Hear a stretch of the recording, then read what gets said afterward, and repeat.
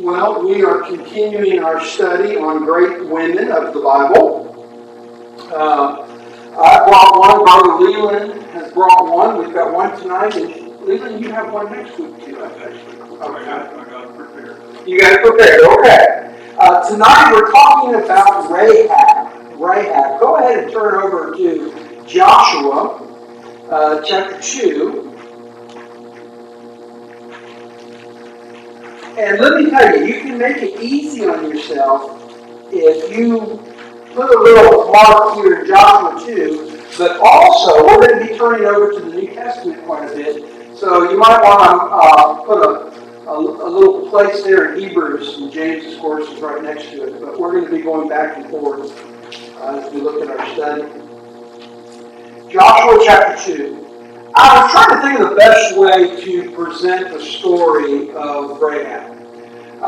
It's a story that unfolds in both the Old and the New Testament.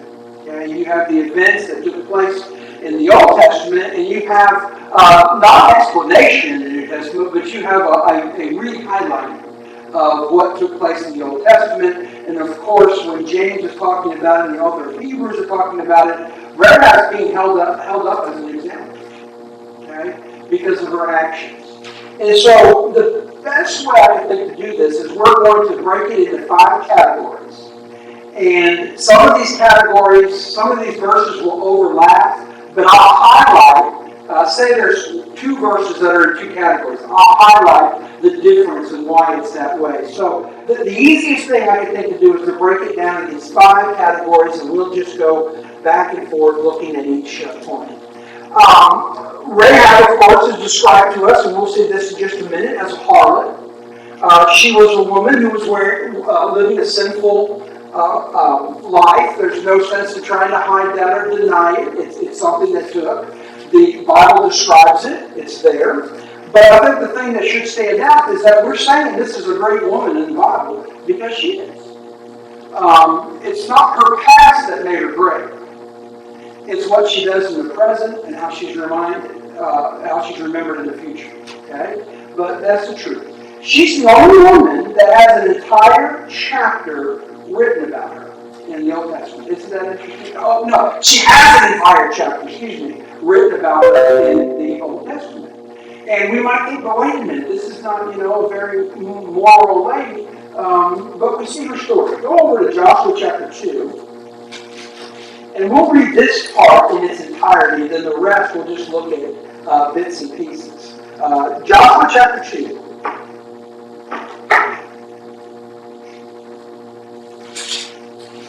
It says this, Now Joshua, the son of Nun, sent out 2 men from Acacia Grove to spy secretly, saying, Go, view the land, especially Jericho. So they went and came to the house of a harlot named Rahab and lodged there. And it was told the king of Jericho, saying, Behold, men have come here tonight from the children of Israel to search out the country. So the king of Jericho sent to Rahab, saying, Bring out the men who have come to you, who have entered your house, for they have come to search out all the country. Then the woman took the 2 men and hid them. So she said, Yes, the men came to me, but I did not know where they were from. And it happened, as the gate was being shut, when it was dark, that the men went out. Where the men went, I do not know. Pursue them quickly, for you may overtake them. But she had brought them up to the roof and hidden them with the stalks of flax, which she had laid in order on the roof. Then the men pursued them by the roof. Well, they're pursuing nothing. They're not out there. Then the men pursued them by the road to the Jordan, to the fords. And as soon as those who pursued them had gone out, they shut the gate. Now, before they lay down, she came up to them on the roof and said to the men, I know that the Lord has given you the land, that the terror of you has fallen on us, and that all the inhabitants of the land are faint-hearted because of you. For we have heard how the Lord dried up the water of the Red Sea. Isn't that interesting? We know your history. This is the harlot. She knows her Bible. She knows her Bible history. I know who you are. We know real well how the Lord dried up the Red Sea For we have heard how the Lord dried up the water of the Red Sea for you when you came out of Egypt, and what you did to the two kings of the Amorites who were on the other side of the Jordan, Sihon and Og, whom you utterly destroyed. And as soon as we heard these things, our hearts melted. Neither did there remain any more courage in anyone because of you. For the Lord your God, He is God in heaven above and on earth beneath. That's great theology. And you know what? She's got it exactly right. Verse 12, now therefore I beg you, swear to me by the Lord, since I have shown you kindness, that you also will show kindness to my father's house, and give me, to my father's house, and give me a true token. And spare my father, my mother, my brothers, my sisters, and all that have, and deliver our lives from death. So the men answered her, our lives are yours.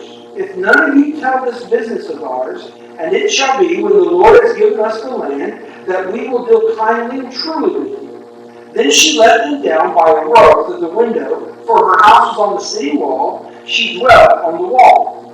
And she said to them, get to the mountains, lest the pursuers meet you. Hide there 3 days until the pursuers have returned. Afterward, you may go your way. So the men said to her, we will be blameless of this oath of yours, which you have made us swear, unless when we come into the land, you bind this line of scarlet cord in the window through which you let us down. And unless you bring your father, your mother, your brothers, and all of your father's household to your own house. So it shall be that whoever goes outside the doors of your house into the street, his blood shall be on his own head. There's a requirement. Yes, you'll get a pass, but you have to be obedient. You have to do something. Right? The blood will be on his head. And we will be guiltless. And whoever is with you in the house, his blood shall be on our head if a hand is laid on him. And if you tell this business of ours, then we will be free from your oath, which you made us swear. Then she said, according to your words, so be it. And she sent them away, and they departed, and she bound the scarlet cord in the window. They departed and went to the mountain and stayed there 3 days, like she told them, until the pursuers returned. The pursuers sought them all along the way, but did not find them. So the two men returned, descended from the mountain, and crossed over. And they came to Joshua, the son of Nun, and told him all that had befallen them. And they said to Joshua, truly, the Lord has delivered all the land into our hands, for indeed all the inhabitants of the country are faint-hearted because of us. They ain't got a fight left in them.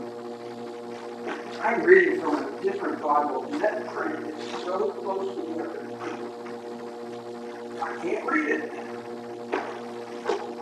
So that's our introduction to Rahab. That's the backstory that we get with Rahab. So I give you there it's an entire chapter that's given to her.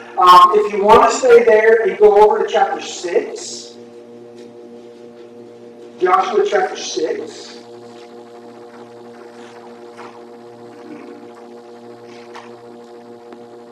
The die might be, okay. I don't know if that's staying on or not. I don't think I had it on, did I?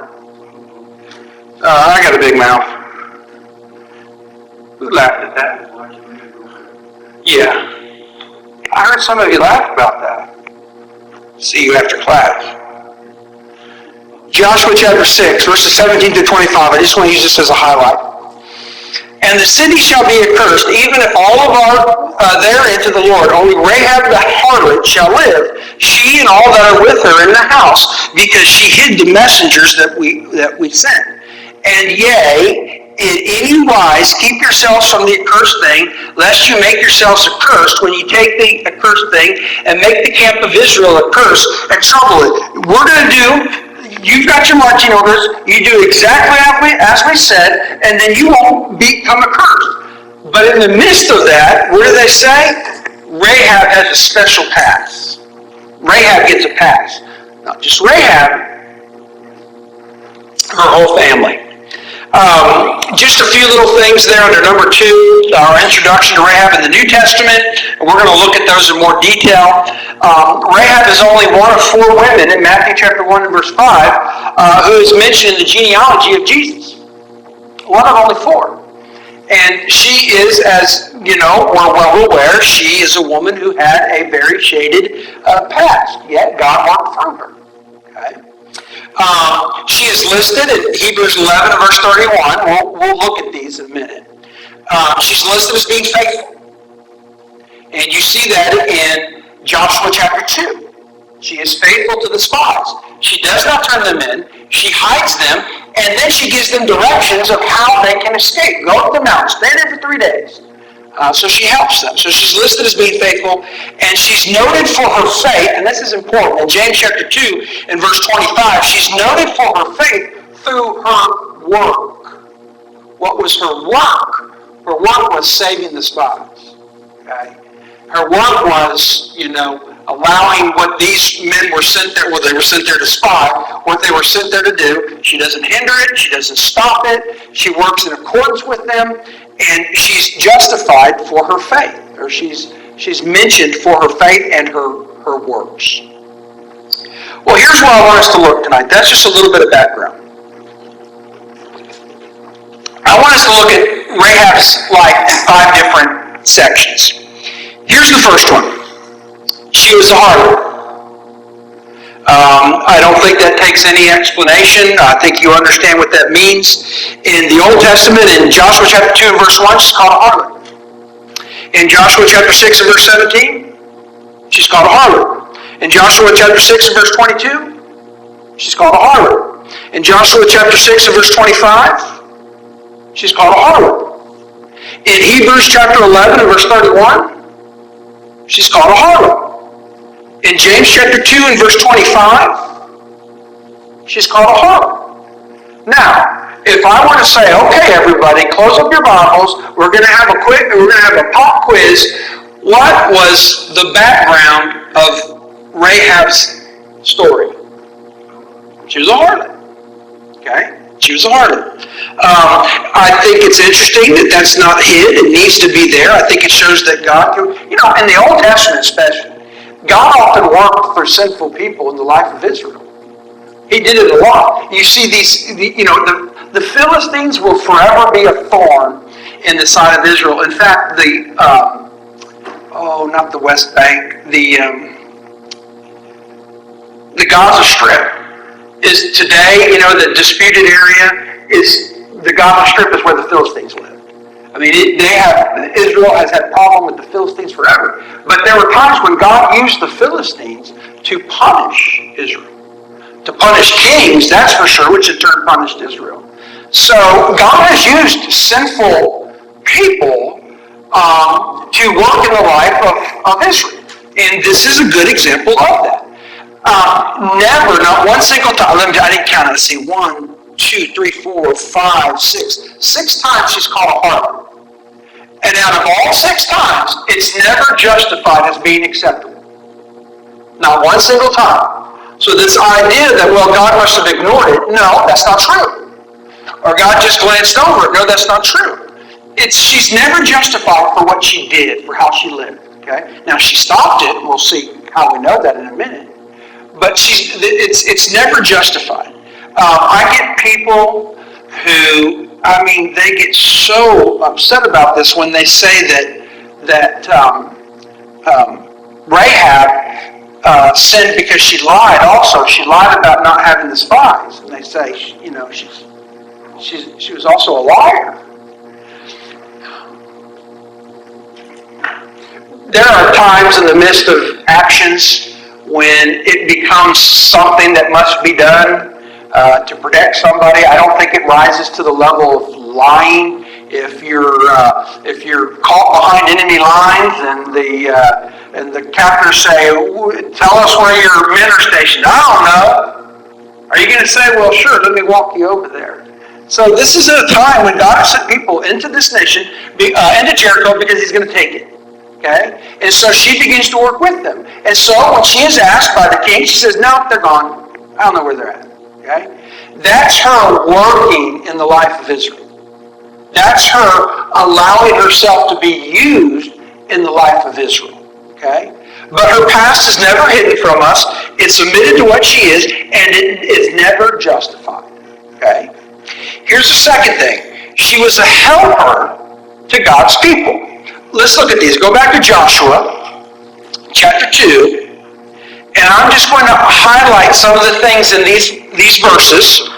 And we might look at it 2 or 3 different times. But in Joshua chapter 2 and verse 4, and the woman took the 2 men and hid them and said thus, there came men unto me, but I just now lost, man, I'm having trouble, guys. There came men unto me, but I wist not whence they were. Did I skip?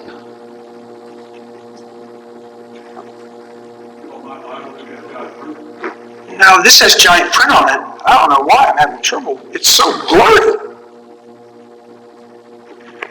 Technical difficulties. Talk amongst yourselves. I'm just having a tough day. What do you know? If you clean your glasses, you see better. Imagine that. Joshua 2 and verse 4. Joshua 15. Until the Lord has given your brethren rest. Is that right? And he hath given you, and they also have to say, no, I'm not in Genesis, I'm not in chapter 2.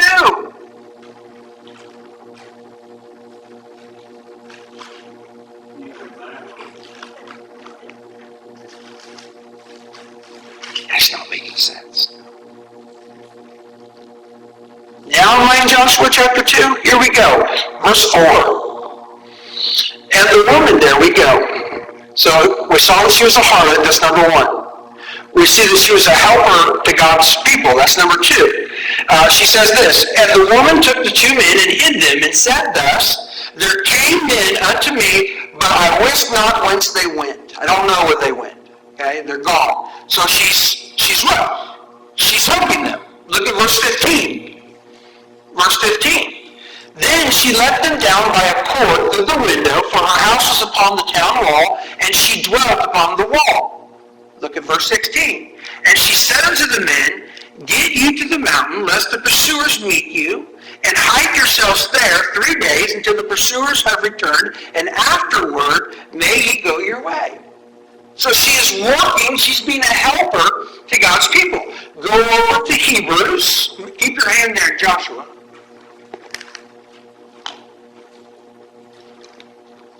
Keep your hand there, Joshua. And look over in Hebrews chapter 11. You're familiar with it. It's the roll call of faith. And in Hebrews chapter 11, we're going to be in James in just a minute too, so if you want to stay there. In Hebrews chapter 11 and verse 31, these words are recorded about Rahab and what she did. It says, by faith the heart of Rahab perished not with them that believed not, when she had received the spies with peace. Okay? She was a helper to God's people. We know that for a fact in Joshua 2 and verse 4, verse 15, verse 16. We know that she was helping them. Joshua 6 and verse 17. Did I give you that one? She was a help to them. Look at Joshua chapter 6 and verse 17. And the city shall be accursed, even it, and all that are therein to the Lord. Only Rahab the harlot shall live. Why? She and all that are with her in the house, because she hid the messengers that we sent. Right? Rahab is being spared because she's being a helper to God's people. Look over, you have Hebrews there. Go over to James chapter 2. James chapter 2. And go down to verse 25. And it says these words. It says, likewise, also, was not Rahab the harlot justified by works when she had received the messengers and had sent them out another way? Okay? So here you have it very clearly. What was her actions? What did she do to merit this task that she's going to get? Well, she helped these spies. In essence, she's helping God's people. They're coming. They're going to take the city. You know the story. They're going to march through. They're going to take it, right? So she is helping them in that, okay? I don't know. I mean, I would definitely say it's in the providence of God that she was chosen. providentially to be the one that would be able to do this, that would be used for this. I don't think it was just an accident. They stumbled upon her and, let's make a bad situation, let's get what we can get good out of a bad situation. I think it's God using her. And she's clearly a helper to God's people. Here's the third thing. She knew about the God of the Israelites, and she feared him. Okay? I think this goes into her psyche.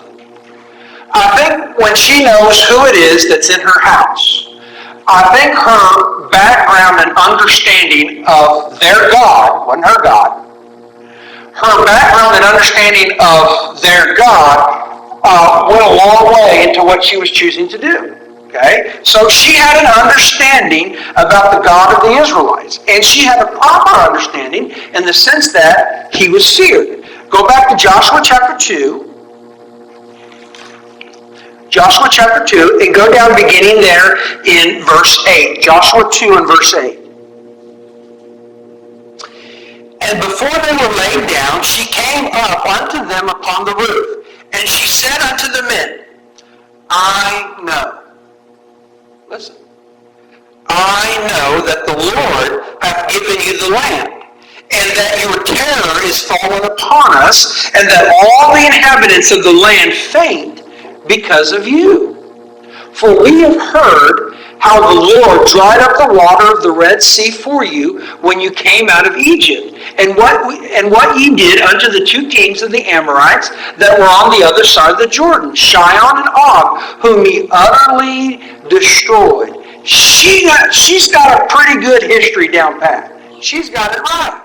She says, and as soon as we had heard these things, our hearts did melt, neither did there remain any more courage in any man because of you. For the Lord your God, look, he is God in heaven above and in earth beneath. If there's one thing that I want to remember Rahab for, and when I think about her, I don't think about the 5 or 6 times that she's mentioned as being a harlot. I know that's what everybody attaches to her, but I like her statement of who God is. This woman, who is not an Israelite, who is not a Hebrew, who is not a Jew, says, I know that Hebrew God. I know her. We've heard stories about your God. We know you came out of Egypt. We know you crossed the river. And then she puts the understanding there that there is that fear that she has. Our hearts did melt.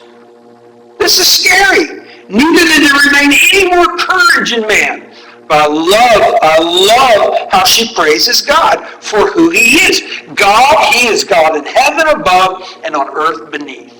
So she's one who understands that God is working through these individuals. Go to chapter 6, and let me make an argument for you here. Chapter 6, and I want you to go over to verse 25. Let me put this thought in your mind.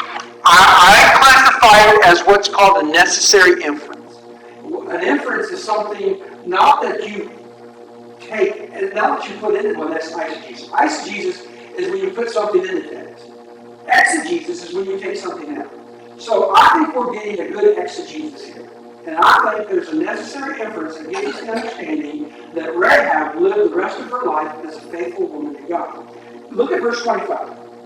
Verse 25. Now remember, Joshua's recording these things, okay? And it says there in verse 25, he says these words. He says, and Joshua saved Rahab the harlot alive, and her father's household, and all that she had, and she dwelt in Israel even unto this day, because she hid the messengers which Joshua sent to spy out Jericho. She lives in the land even to this day. She was saved from the destruction of Jericho. She was saved from the wrath of God. And what does she say? What does she do? Does this sound a little bit familiar? Your people are going to be my people. Your God will be my God. Does it sound a little bit familiar? That's what Rahab does. Your people can be my people. Your God can be my God. And she lives in the land the rest of her days. I think that speaks to her faith. I think it speaks to, which shows that her willingness not to just, they saved my family, and now I'm just going to go do whatever I want to do. I got what I want. No, that's not her. She lives alone. Knowing how she saw their God, that he was a terror to others, and she said that he's a God of heaven and a God of everything beneath. I don't think it's any stretch of the imagination to say that this woman became faithful. She became faithful. Never mind. So she was a helper to God's people. Number 3. She knew about the gods of the Israelites and feared them. Number 4. She was the savior of her family. And I think this is an interesting thing. We know her story, but I don't think sometimes we think about it in this kind of context. But the blessings that came to Rahab's family came only because of her. Her entire family would have been wiped out, except for Rahab's actions. You think the actions of one person don't matter? Oh, they do. They can matter for the good, and they can matter for the worse. Who was the king? Who was it? It was David. Someone went up, David sent down men and said, I need this, I need that, and the man said, you ain't getting nothing, David, go away, I ain't feeding you. But his wife ran up there and said, my husband's an idiot. Don Yellow's translation, but isn't that what he says? My husband's an idiot. I've heard that, right? He's not thinking, okay? Rahab is thinking. She's thinking. And she thinks well enough that she becomes for her family the savior. Let me give you some examples. Go back to Joshua chapter 2.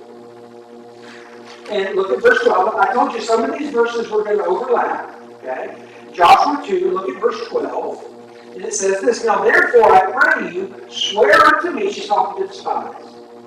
I pray you, swear unto me by the Lord, since I have shown you kindness, that ye will also show kindness unto my father's house, and give me a true token, and that ye will save alive my father, and my mother, and my brethren, and my sisters, and all that they have, and deliver our lives from death.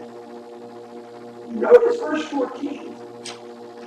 And the men answered her and said, because of what your father has done.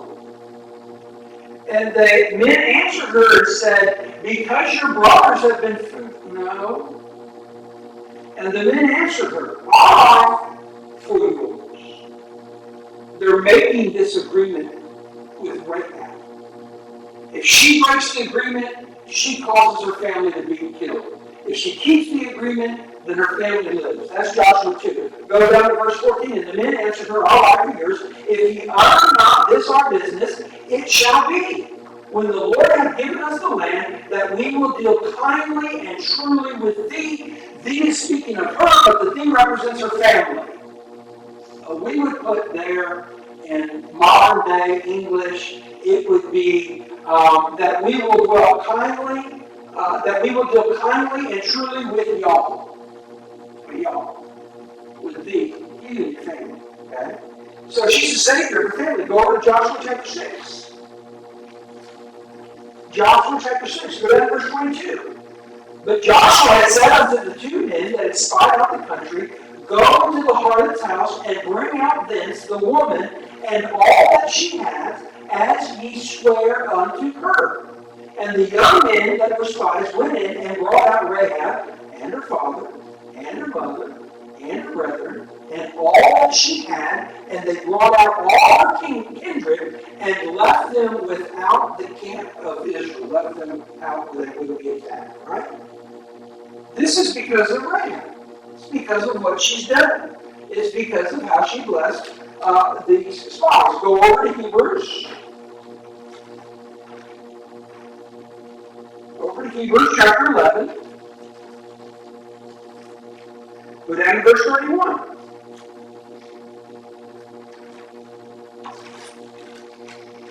Verse 11 and verse 31.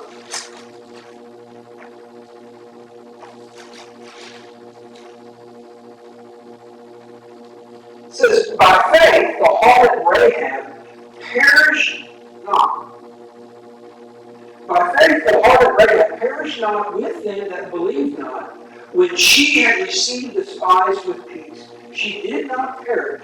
She saved her family. She was the savior of her family.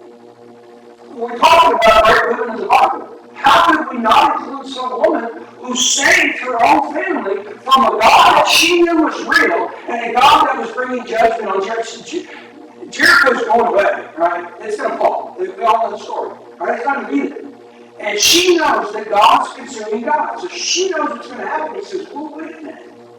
If you're thankful for what I did for you, would you be thankful to me and my family? No Rahab, her family dies. Rahab disobeys, her family dies. Rahab tries to strike another deal with the king. Rahab dies. That's a great woman. It's a great woman. I think one of the things, you got to remember that these things happened in space and time. They were real. There was this nation of people. They were coming. There was battle. Rahab was a real person. Okay? And I just can only imagine what it must have been like for them to come into the city of Jericho to destroy it and see that cord of scarlet, that red thing hanging, crimson hanging from the window. Imagine what it must have been like. No, they're with us.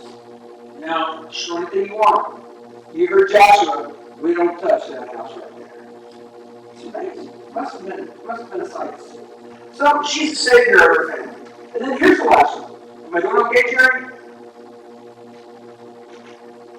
Doing good? Okay. She manifested her faith by her works. Okay, so I'll give you again. I'll read it to you. You don't have to turn back here, but if you want to turn over to Hebrews and James. Again, we see her works, right? The works that she did saved her family. She's the savior of her family, and she was active. She did something. She was working in space and time. It says in that, ye will save alive my father and my mother and my brethren and my sisters and all that they have, and deliver our lives from death. She's working. Why? Why can she say that? Because she saved the spies.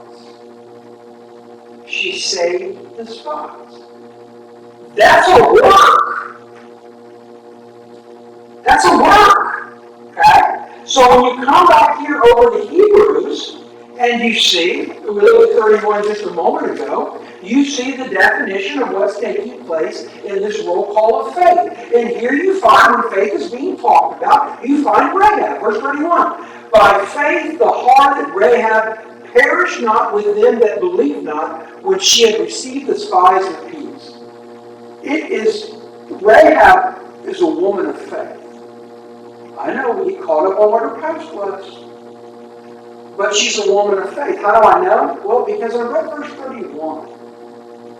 And if you go back and you begin in chapter 11, at the beginning, in verse 1, work your way all the way through, all the people that are mentioned in this roll call of faith, every single one of them are held up in esteem. They're highly exalted. These were people of great faith. These were people who did great things. Abraham, Noah, all these people did great things. And there's Rahab. Right along with them. She's not relegated to a second-class citizen here in Hebrews 11.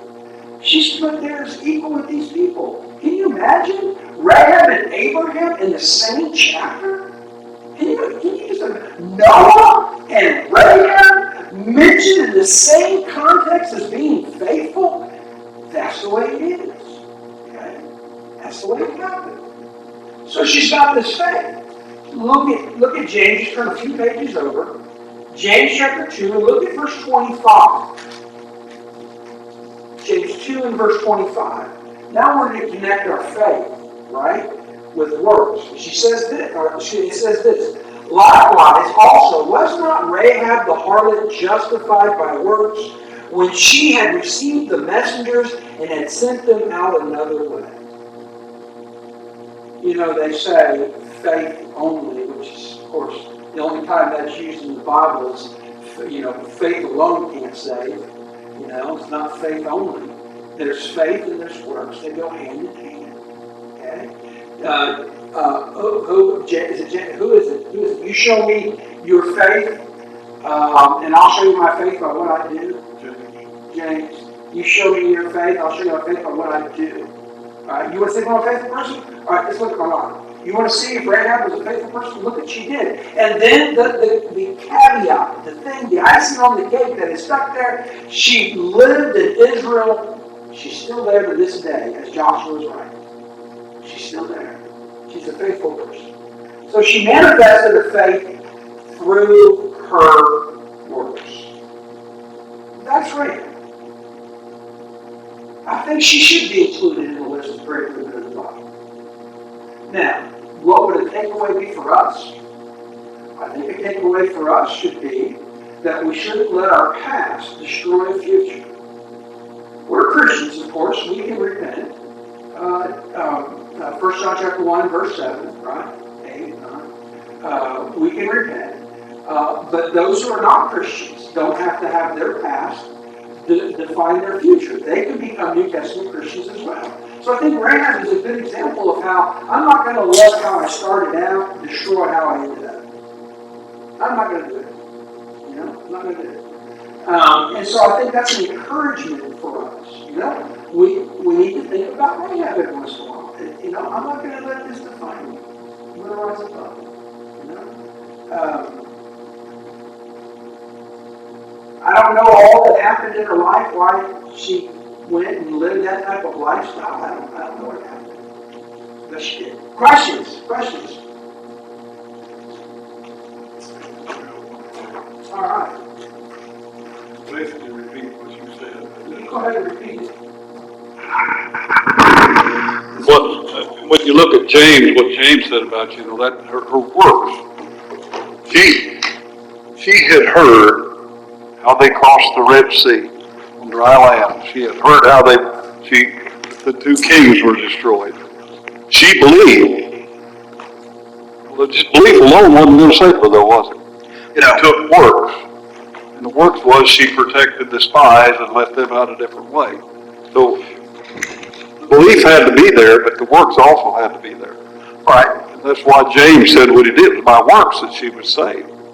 Faith was motivated the works. Absolutely. Absolutely. Did you have your hand up, Bob Lee? Oh, you got it. Hardest time reading I've ever had in my life. You're kind of between a rock and hard place. People who found out she was hiding those spies, they'd have killed her. Yeah, she did what she did at great risk to her own life. Right. And she did a risk. Jews could have killed her if she didn't follow through. But here's a question. Who did she marry? Who she married? Who did she marry? Solomon. Oh, it's in the genealogy in Matthew, right? 5 or 7? And Solomon was a priest. Yes. In the Old Testament, God forbids priests to marry prostitutes. That kind of gives us That genealogy of Jesus, I'm telling you, I thought it was in verse 5. Verse 4. And Aram begat Aminadab, and Aminadab begat Nasan, and Nasan begat Salmon. And Salmon begat Boaz of this battery that is what they call it. Rahab and Booz begat Obed, and Ruth, and Obed begat Jesse. Salmon. Salmon. Booz. I'm from Texas. It's salmon. it's a fish. It's salmon. Regardless of how you say it or spell it, it's salmon. But anyway, I was going to say, it caused me some problems with that. When I read that about the priest not to marry a prostitute. But she was no longer a prostitute. No. Why do they always refer to her as a prostitute? I kind of think about it when I read that, the Scarlet Cord. I thought about the Scarlet Letter. And if you remember the story, She has to wear the A on her chest. Of course, the preacher never fesses up to it, he goes crazy. But she wears that scarlet A and for adultery, and then she just works and she helps and she works and she works and she works and she reaches the point where people are like, what does she even have that A on her? What's her past? And then they don't associate the A with adultery on her anymore. They associate it with Abel or something to help her. I think it's kind of like that. Her past was known, and that's how they referred to her. That's how she was identified. Who is this woman that is going to help us? Well, she's Rahab, the one that's the harlot. She's going to help. That's who she is. Another thing is that she was an ancestor of Jesus. Well, she's in his genealogy. Yeah. That's right, genealogy, yeah. Yeah, that was 4. Well, I keep saying 5. 4, 5, 4 of Matthew chapter 1. Yeah, 5. Yeah. I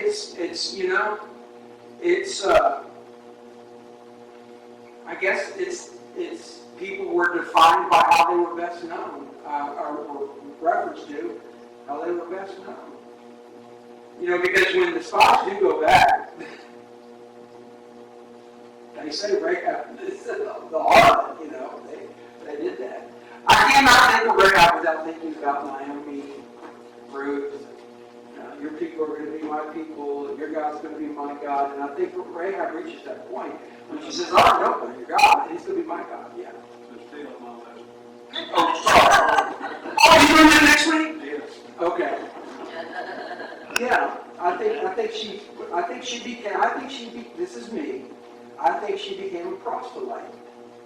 I think she accepted the Jewish religion. She married Salmon, she had to be. Yeah. You mean salmon? Birch. Anybody else? Anything? Yes, ma'am? I had a question about Joshua, 2nd chapter, verse 1. All right, let's turn over there. 2nd chapter, verse 1. And Joshua the son of Nun, sent out of Shittim 2 men to spy secretly, saying, Go, view the land, even Jericho. And they went and came into a harlot's house named Rahab and lodged there. So if her past was known, clearly she's been identified as a harlot, and then she allows these men into her home to stay there. Doesn't that look pretty bad? Oh, does it look like they're using her services? I mean, it looks questionable is all I'm saying. Oh, I agree. I mean, even the king knows who she is. She's got a terrible reputation. Yeah. So if these spies were men of God, or they were sent by Joshua,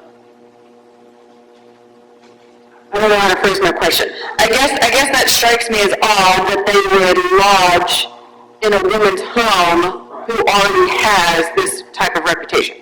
I would say 2 things. Good question. I would say 2 things. One, I do not discount the providence of God at work. This is a woman who was providentially chosen for this reason. The second thing being is maybe this was the first place they could get in. Maybe this was the first place they could hide. The reason for choosing it isn't stated, but they did choose it. So I would think, maybe the case is this is the first place. I mean, the king knows who she is, and you got to remember, Joshua is writing this down after it happened. Okay, he's not writing it as it goes. So when Joshua is writing it down, he addresses who she was. She was a harlot. Now, when they ran into the house the first time, did they know that? They did not. Because Joshua is writing back and putting information to the story. So they knew her as the harlot. Well, maybe they didn't know it at first. So, if you're saying in a single woman's home, Well, no, I know. I wish there was a statement as to why they chose hers. Go back to where it says they went into the home and read that. Let me see. That would be, Verse 1 or 2. yes, that's verse 1. And Joshua, the son of Nun, sent out of Shittim 2 men to spy secretly, saying, Go view the land, even Jericho. And they went and came into the harlot's house named Rahab and lodged there. And then and was told the king. We really don't need to know why they got there. We just know they got there. That's all we need to know. And she hid it and helped them get away. That's all we really need to know. I think that the harlotry is pointed out for Joshua to explain who she is. It's who she was. She's a harlot. So when Joshua is writing this through inspiration, he's identifying who she was. She was the harlot that was used in this case. Okay. She was the harlot that was used in it. You see this in other places too, where Cain kills Abel. And Cain goes off to what? It's called the land of Nod, isn't it? Where's Cain go? Bobby Lee? Where Cain go? He goes to the land of Nod? Into his own city. Yes. He built his own city. Yeah, what was it called? The land of Nod, wasn't it? No. He named it, Well, here's the thing. People say, wait a minute. If he just killed his brother, and he goes to this city, he goes to this land, well, who's inheriting there? You got to remember, Moses is writing in reverse. Moses is being told about Cain. And when it's told about Cain, that land was the land of whatever it was, Nod or whatever. So he's writing back. Moses wasn't there for it. So he's writing back and saying, oh, you know the land of Nod where those people live? That's where Cain ran to. But at first it was him. But it became to be known then. it's not. It's not. So they say, if they're Adam and Eve are the only people, if there's only 4 people alive, if there's just 4, and one's killed, at least the 3, then it says he goes to live in the land of Nod. Who were the Nodians? Remember, he's writing in reverse. He's writing, it was not, when Moses wrote, that land was known as the land of Nod. When Cain went out there, no, it wasn't known as the land of Nod. It was known as Nod. And I think you have this here. Joshua's writing back in this event and saying, this is the one who helped them. This is the heart. There's not much said about Cain, but there's a little bit, and a lot of the names that he used in that city of his, the same as in our part of the good side. Yes. But this harlot story, God knew their heart, just like he knew Paul's heart. He's going to use Paul or Saul. Yeah. He's going to use Rahab. Okay, Bobby, you can't talk Bible. Class is over. You made us run over. That's all right. Another 10 minutes. No,